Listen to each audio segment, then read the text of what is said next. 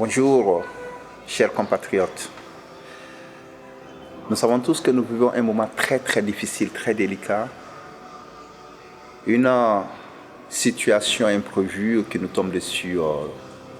Je vais parler du Covid-19. C'est avec beaucoup de tristesse que je rencontre encore des personnes qui mettent en cause la réalité de cette maladie, de cette pandémie.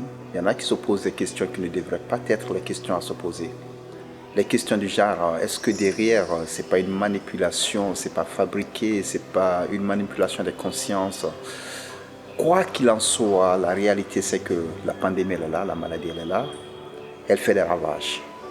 Peut-être que vous n'êtes pas encore directement touché, mais nul ne peut ignorer le fait que beaucoup de personnes en ont empathie.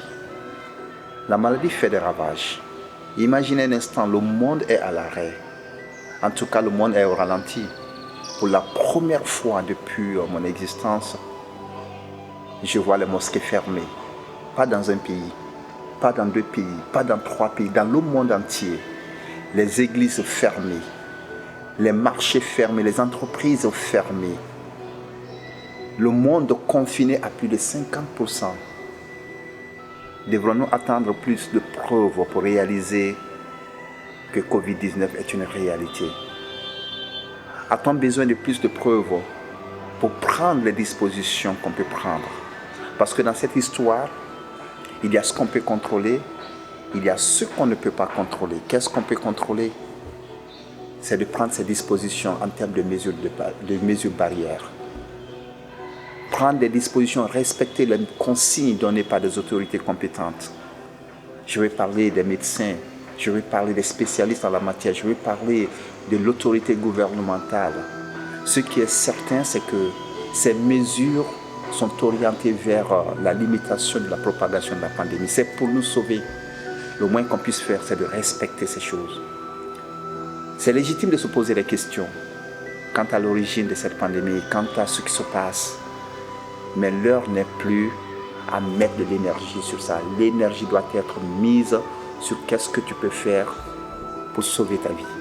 Qu'est-ce que tu peux faire pour sauver la vie? Qu'est-ce que tu peux faire pour te préserver? Qu'est-ce que tu peux faire pour préserver ton environnement immédiat? L'heure est à la responsabilité. La responsabilité d'œuvrer à arrêter la propagation de cette pandémie.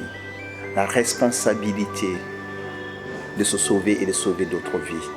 La responsabilité d'amener le maximum de personnes de prendre conscience que Covid-19 est une réalité et qu'il importe à chacun de faire ce qu'il peut faire pour pouvoir stopper cette pandémie.